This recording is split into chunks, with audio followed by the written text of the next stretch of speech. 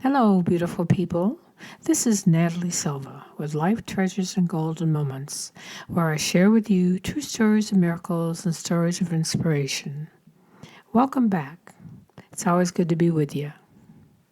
Today I'd like to share some stories with you about kindness. I've been noticing, and I think all of you have been noticing too, there's not as much kindness in the world as there was years ago.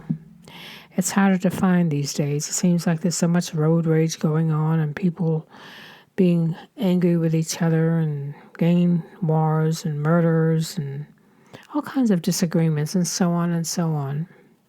But kindness can be a medicine, so to speak, to combat all of this negative issues going on. If we're all able to add kindness to situations and relationships with others, it helps to make life more pleasurable.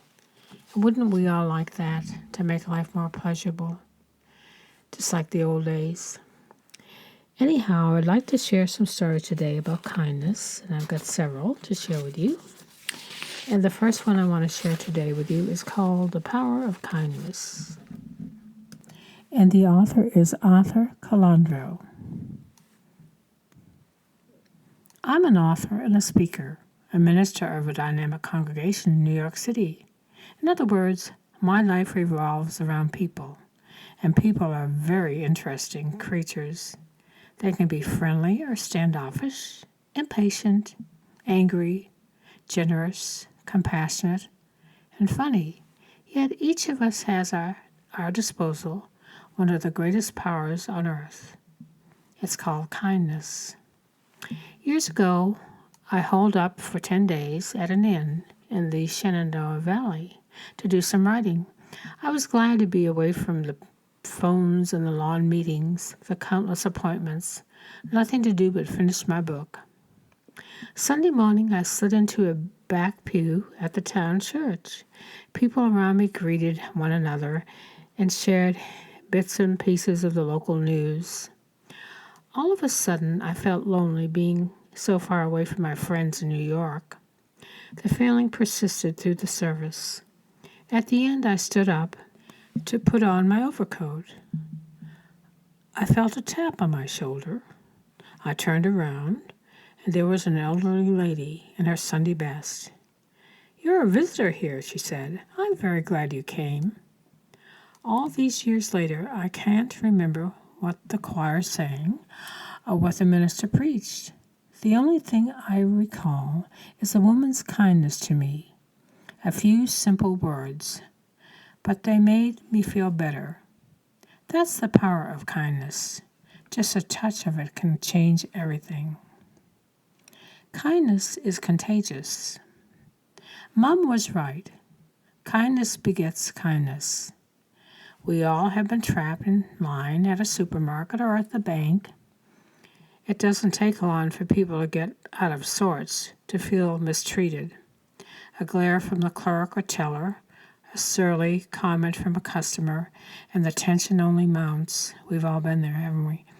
Yet how many times have you seen a kind word, a thoughtful gesture diffuse the tension in an instant? I have. In fact, it usually is the only thing that will work. Once I witnessed a store manager calm down an irate customer by simply pulling over a chair for her to sit down. Kindness can change a life. In my senior year in high school, I worked very hard and took some really tough courses. Then I waited for the administration to post the honor roll. Sure, I would be on it, but I wasn't. I was devastated. Maybe I wasn't that smart after all. Maybe I didn't even deserve to go to college. My political science teacher, Mr. Wall, stopped me in the hallway. "Hey, Arthur," Mr. Wall said, "I'm sure there's some mistake. You should be on that honor roll." There had been no mistake.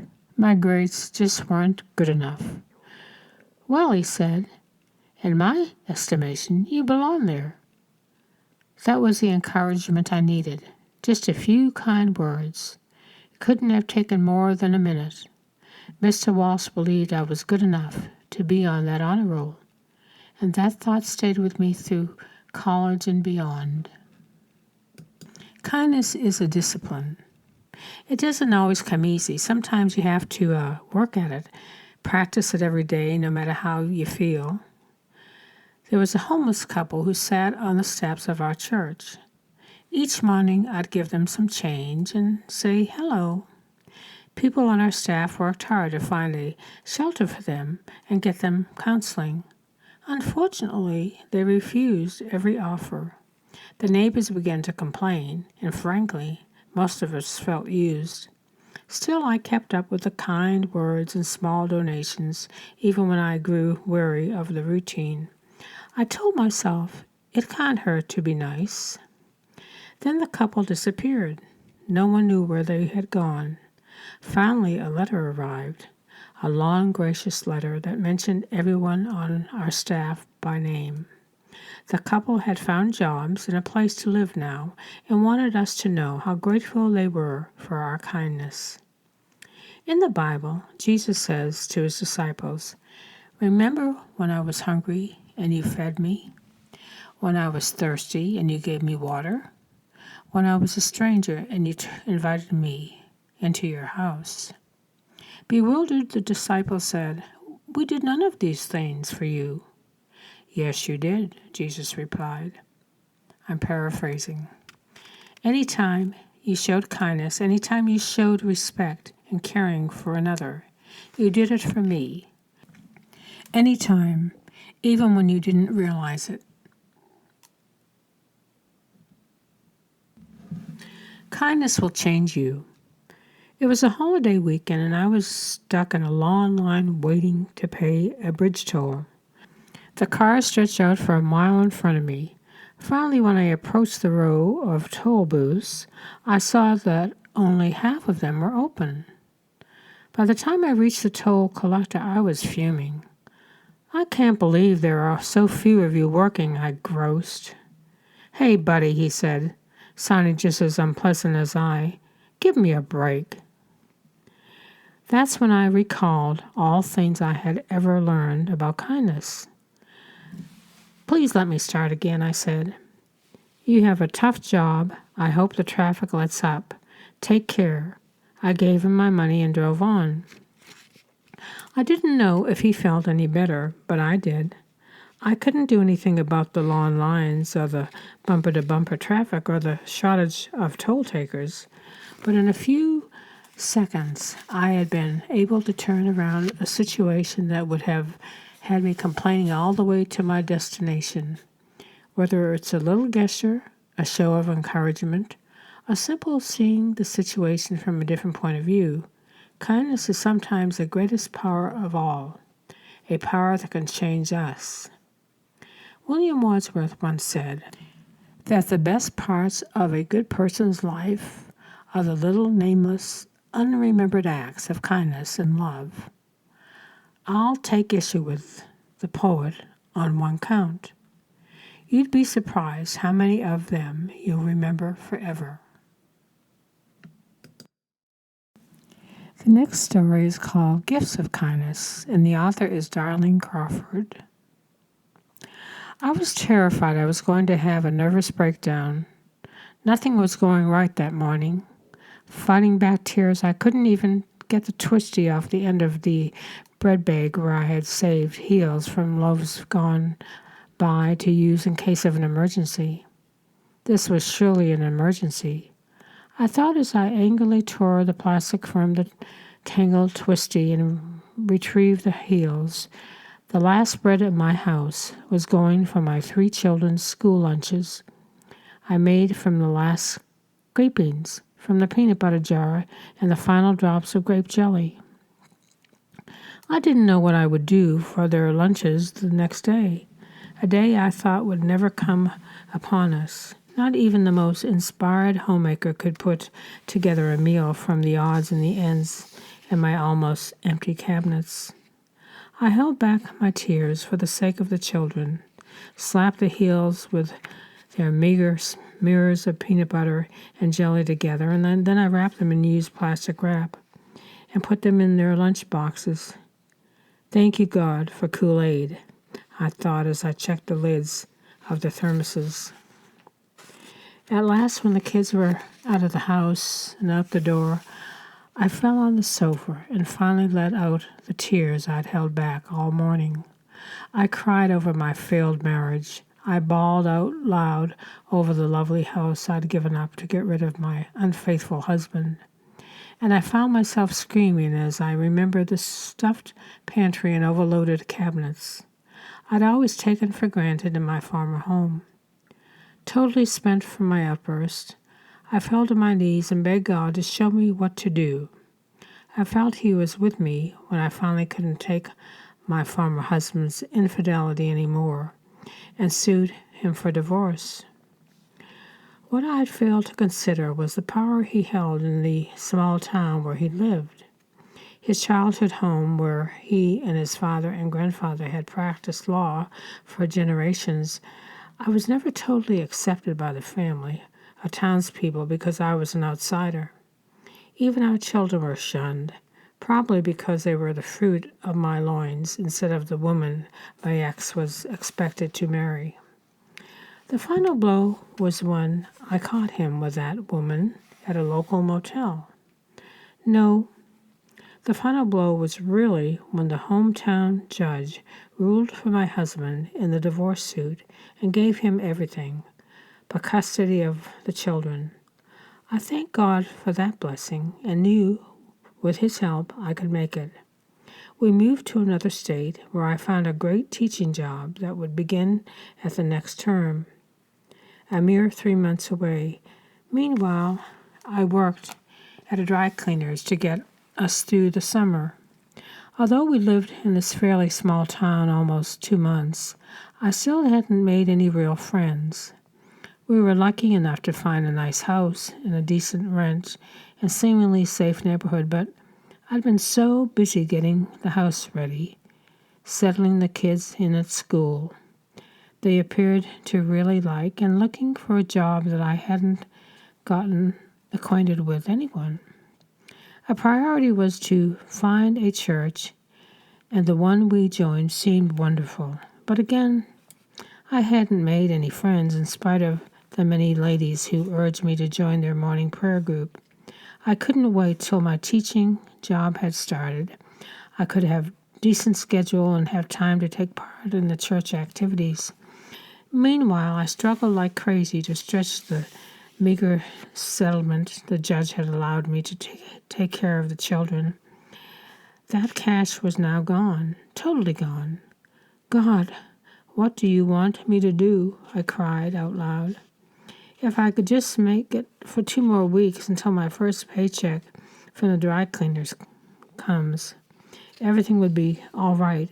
In fact, if I just had enough food, we'd be okay, because the children walked to school, I walked a few blocks to my work, and church was just around the corner. I told God how I'd humbled myself to the point of looking for a food bank, and even asked at the church if they had a food bank. But the town was too small to have such agencies. Growing up in a family which always had tons of food and extras and coming from an attorney's income, I'd never known what it was to actually go without life's necessities. I was rather proud of myself for having humbled my pride enough to look for help. But then there was an oxymoron, I thought. Was it? It was a good feeling, however, to have made the settlement stretch so far, and I mentally patted myself on the back. But what was I supposed to be learning now? I asked God. Then as I burst into helpless tears again, I was amazed to hear God's words. Clear as a bell. I didn't believe in God actually speaking, of course, but there was no doubt His words. I have never let my children go hungry. Look up that in the scriptures, He said. Trust my word. Had I really heard His voice? I was beginning to doubt. Maybe my sanity was, I was losing my sanity. Maybe I really was having a nervous breakdown. Or maybe I should do what God said and look in the Bible. I grabbed my Bible off the coffee table, glad that I had been faithful in my daily reading. I thumbed through the concourse, looked up the first hungry I came to, and there it was.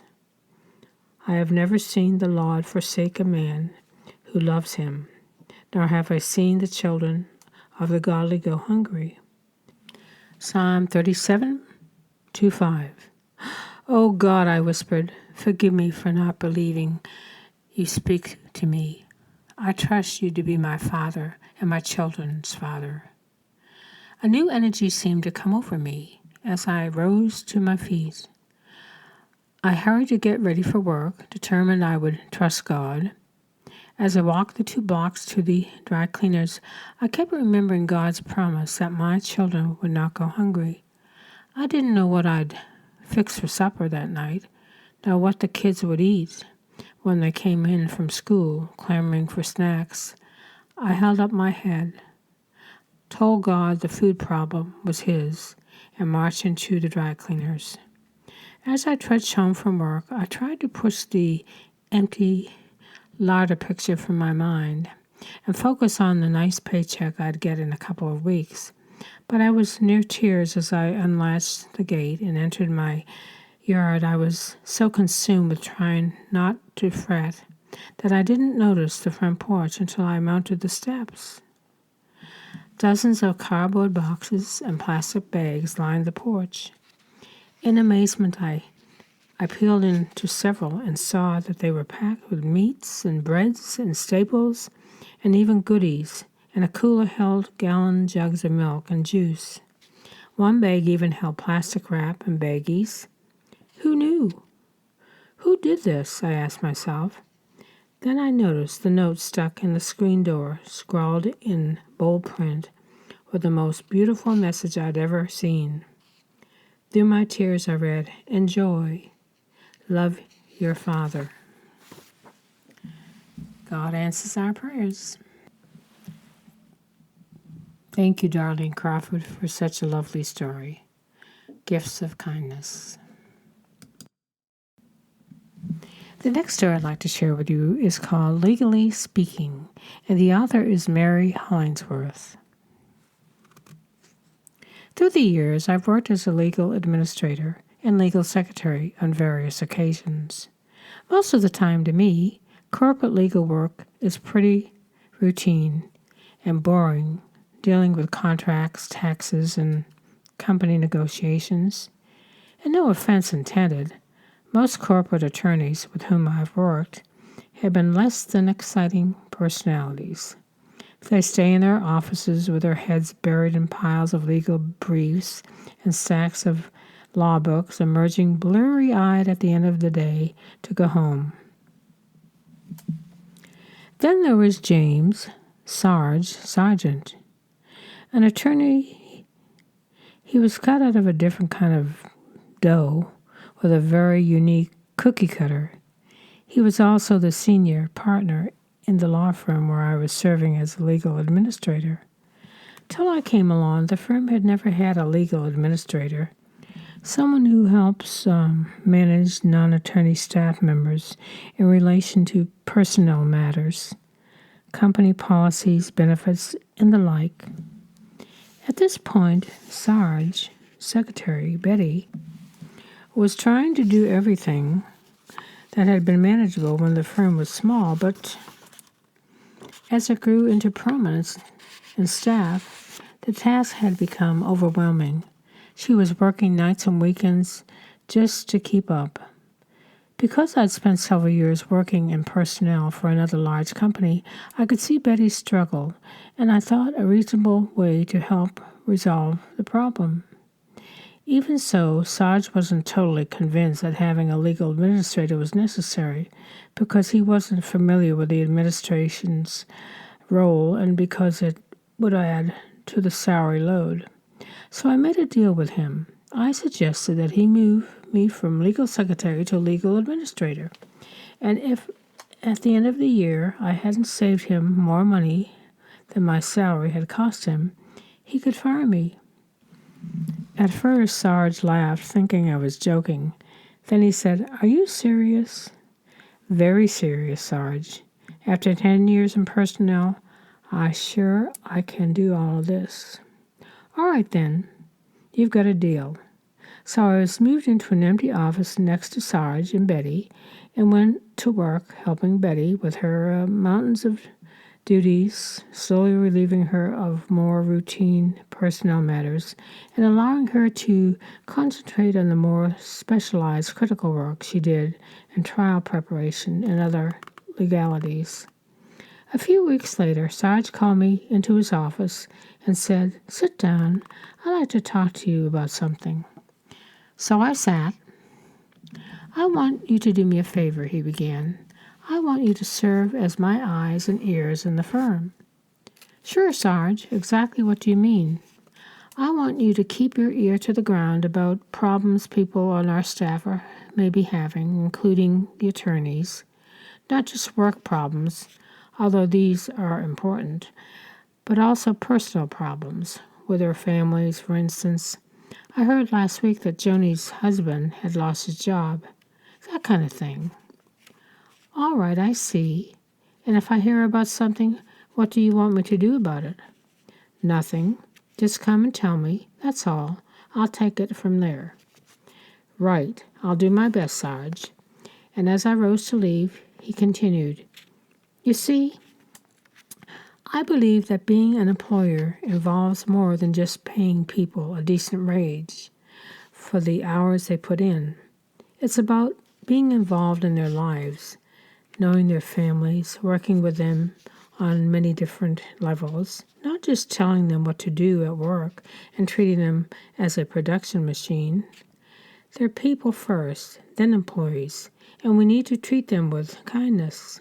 If we do, they will respond by being better, more loyal, hardworking employees." "I couldn't agree more, Sarge, and thanks for letting me help you with this."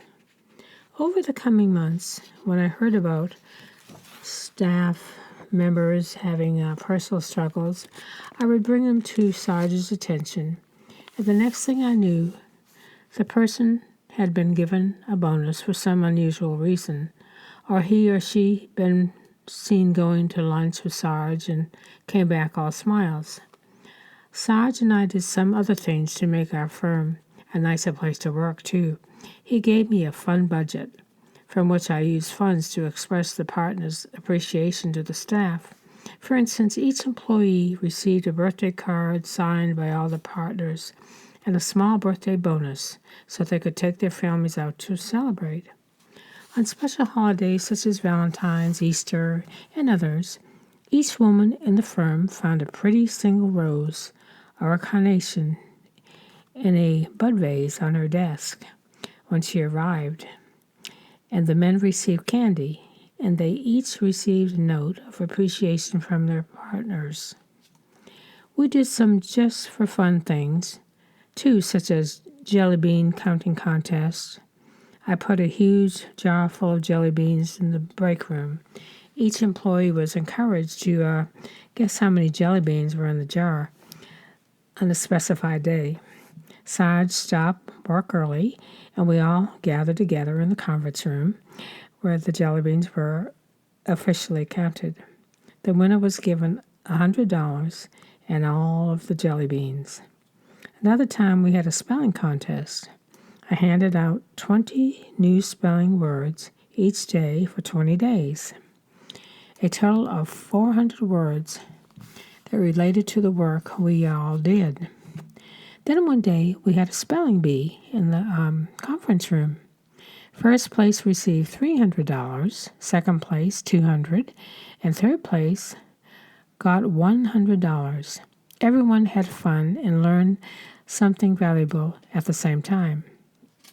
On a more serious note, one of the junior attorneys and his wife were expecting twins during this time, and one day I learned that she was having problems with the pregnancy. I told Sarge about it, and he said, "Keep me posted." The situation worsened to the point that the wife had to be hospitalized for several weeks, which created a huge financial burden for the family. I updated Sarge on a regular basis. About 4 o'clock one afternoon, Sarge came over the company intercom and asked everyone to come to the conference room for a brief company meeting, which we did. Sarge stood in front of the group and called this young attorney to the front. He announced that the junior attorney was being promoted to a full attorney because of his excellent work. He would, of course, receive a nice bonus for his promotion as well as a larger salary to commensurate with his new position. You could almost see the relief wash over the young man's face, and you could see Sarge trying to hide his sly smile. It was one of the kindest acts I'd ever seen. And to the young attorney and his wife, it was nothing short of a miracle that touched their lives at just the right moment.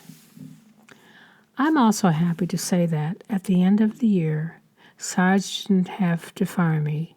We had 0 turnover in our staff during the year, and I saved him more money than I cost him. People loved working for Sarge, and he and I grew to be great friends and colleagues.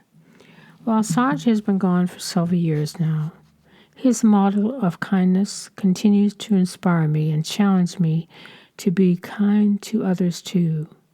I can only hope that I'll be able to pass along his spirit of kindness. That would be a great company to work for, to be appreciated for the work you do. What a lovely story.